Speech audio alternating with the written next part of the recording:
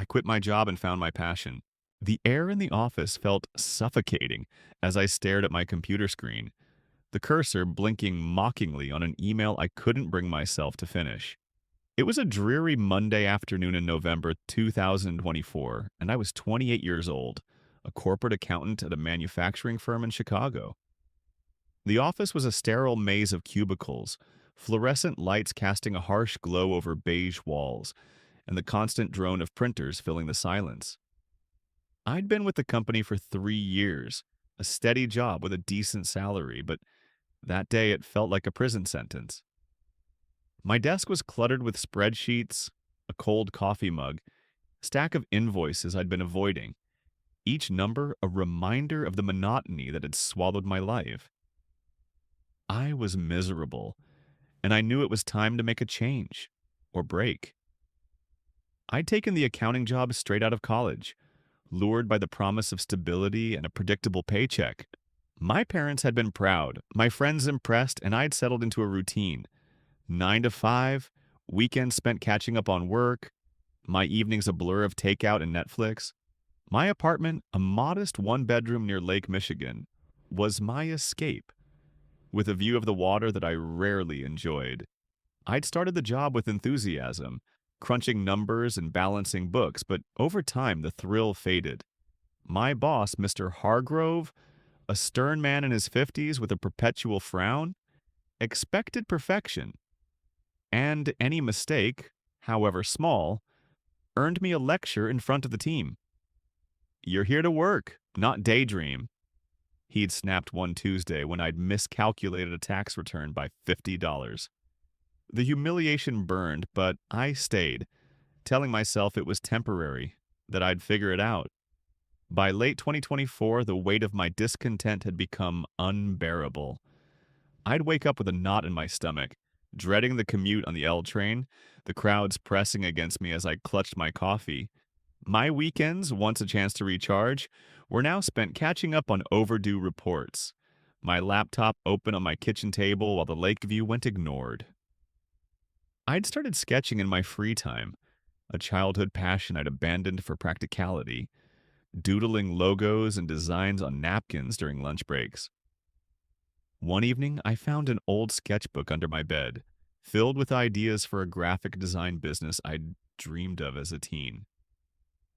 The sketches ignited something in me, a flicker of excitement I hadn't felt in years. But the fear of leaving my secure job kept me tethered. The what ifs swirling in my mind. What if I failed? What if I couldn't pay my rent? The tipping point came that Monday in November. I'd been working on a year-end financial report, a grueling task that required reconciling months of data. I'd stayed late Friday, come in early Saturday, and was back Sunday, my eyes red from staring at the screen. By Monday afternoon, I was exhausted, my concentration slipping. I submitted the report to Mr. Hargrove, confident I'd caught all the errors. At 3 p.m., he called me into his office, a cramped space with a single window overlooking the parking lot. "This is a disaster," he said, tossing the report onto his desk. "You missed a $10,000 discrepancy. I expect better." My heart sank. I'd triple-checked, but fatigue had betrayed me. "I'm sorry," I stammered. "I'll fix it." He leaned forward, his voice low and menacing. "Fix it or start looking for another job." I left his office, my face burning, the weight of his words crushing me. That night, I sat on my couch, the city lights reflecting off the lake, and made a decision. I couldn't do this anymore. The next morning, I drafted my resignation letter, my hands shaking as I typed. "Effective December 1st, 2024, I will be resigning from my position," it read, each word a step toward freedom and terror. I submitted it to HR, my heart pounding, and told Mr. Hargrove in person. He barely looked up from his desk. "Your loss," he muttered. I walked out, a mix of relief and panic surging through me.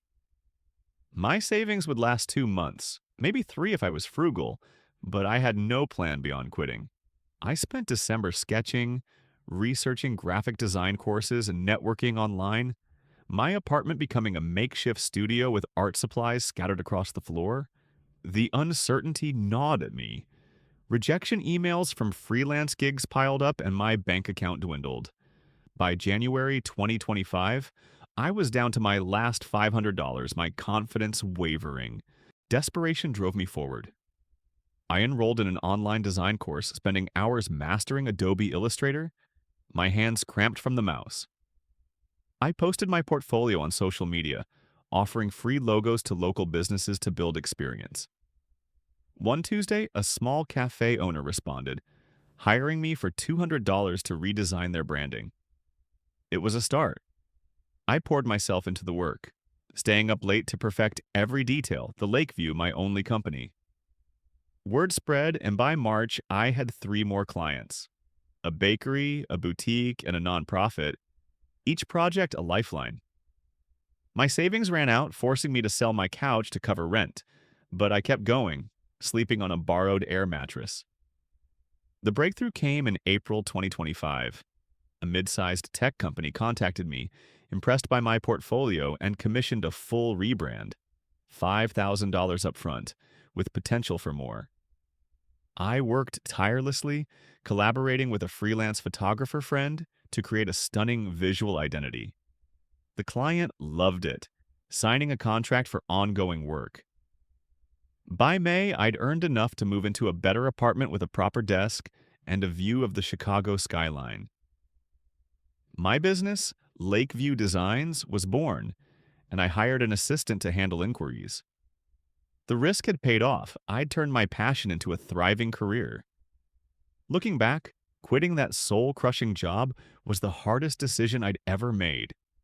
But it opened a door I didn't know existed. When someone feels trapped in an unfulfilling role, they should assess their skills, explore their passions, and take a calculated leap, starting small if needed. She found her path by leaving security behind, investing in herself, and persisting through scarcity. If you're unhappy at work, don't wait. Identify what lights you up, build a safety net, and take the first step. The reward might be a life you love, life you